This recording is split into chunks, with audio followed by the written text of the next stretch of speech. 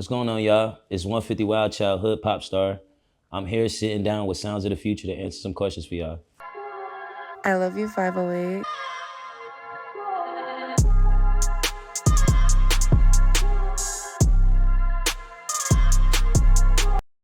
My name is 150 WildChild again. I'm the hood pop star. I'm from Brooklyn, New York, born and raised. I just actually came back to New York from Atlanta. That's kind of where I developed my sound and my creativity in the scene out there. And I make hyper pop music as well as I got a lot of other things going on, but we'll get to that during the interview. I mean, in Atlanta, I was doing a lot of things. Like when I first went out there, I was actually, of course, I was younger, so I was going to school still. I was trying to play sports, but I got in trouble with the law. So that shit fucked everything up with school. So I started making music, still kept getting in trouble with the law until I sat down and just kind of like found my reason and my purpose and just dove into the music.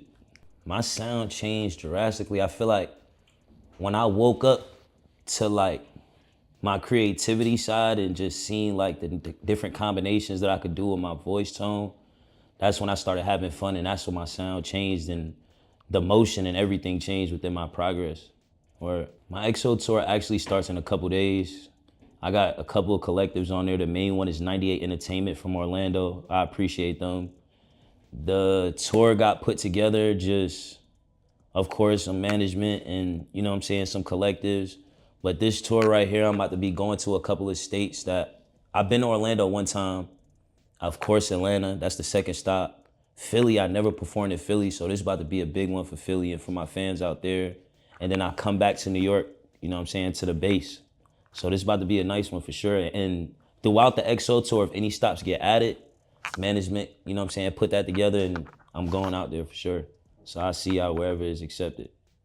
I'm not even gonna lie, this is the birthplace. So it's like hood pop star, this is where I started. This is where, you know what I'm saying, this is why I seen the streets and understood the streets and, you know what I'm saying, the values and hustle and life and survival. So that all just played a role in just my music, you know what I'm saying? Going through the motions with the labels and management and fans, you gotta like put your aspects of everything else that you learned in life, which I learned here. So this shit just a major impact like on my life for sure and the music. I ain't even gonna lie, right now, as I'm sitting right here answering these questions, like I move around cause like I broke my C2 converter bone in my spinal area. So like that's something that really can't heal. Like you're not supposed to break that. You either supposed to be paralyzed or die. So it's gonna like forever be discomfort, you know what I'm saying? So it's something you gotta fight, you gotta be a real soldier. And that happened.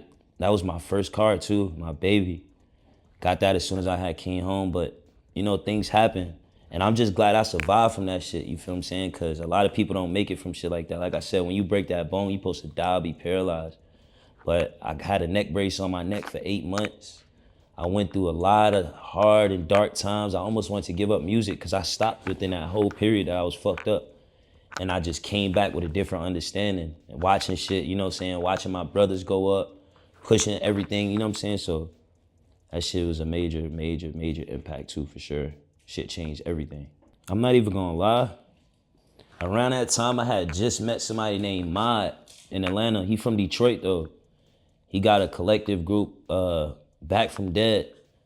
And I had just locked in with bro, like, you know what I'm saying? And he was giving me the rundown on the things he had going on with his showbiz, and it was just coming up. Like, he didn't really have too much structure with it yet, but he was going somewhere, and I was fucking with him. We kind of had the same vision for the music and the business side, and I watched bro, like, over the 8 months that I was fucked up neck brace, we FaceTime, and like, he telling me, get well, twin. Like, I watched him go from taking money out his own pocket, hustling to put into the shows, to having big, you know what I'm saying, corporations put into this shit, like really owning shit and standing for shit. Like, so that was somebody, and you know, a couple more, but Back from Dead, he was one of them ones, and bro's still going up. I'm not even gonna lie, like, you gotta give the flowers to the people that really deserve it while they here. Don't give it to them while they gone or they fucked up. Like, everybody deserve it when they really doing that and they standing for that for sure.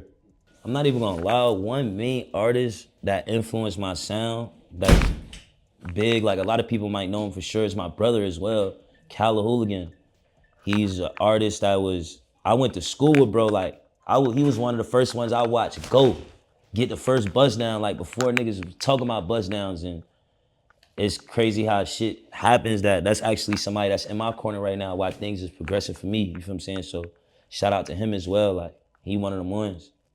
And I always say like a famous quote. I seen this to people like daily that I care about. Like, don't if you ain't congratulate me or tell me to keep going throughout the process, don't wait until I make it to congratulate me. So like you gotta respect the ones that, you know what I'm saying, that's in your corner in the beginning. Cause that shit is what stand for sure.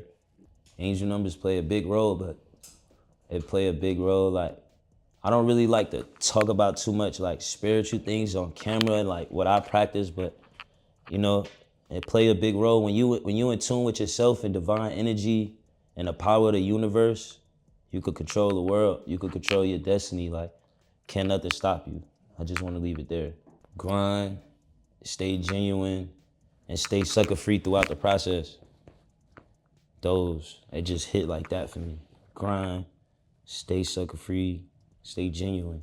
However you want to put it, those things is always gonna have to be something you tell yourself throughout this shit, cause it get bumpy and it get ugly for sure. Losing my mom in the beginning, this was something I used to sit down and talk to her about like I'm talking to y'all. Like how I want to, you know what I'm saying, change the narrative and why I'm actually doing this. So the losing of her just set a different tone in my mind and, you know what I'm saying, on the situations in life. And I just took a different tone to this shit now. So it's just different.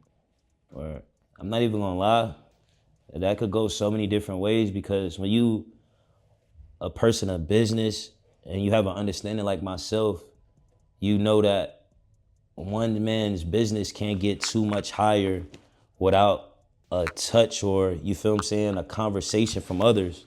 You feel what I'm saying? That's kind of where ideas come from. Ideas come from the people that's already ahead of you, the people that, you know what I'm saying, accomplished before. So that goes for me, like being independent is about how high I'm gonna accomplish and what levels I'm gonna reach until the conversations need to be had, you know what I'm saying, having for me to get higher. So that's how I go for me. Like, if I don't need to have them conversations or if I don't need to make them situations happen just as yet, because I'm accomplishing these things on my own, I'm gonna leave it like that because we're not gonna force anything. Because anything that's forced is not gonna be no longevity in that. And that's what I'm aiming for, longevity. That's the end goal.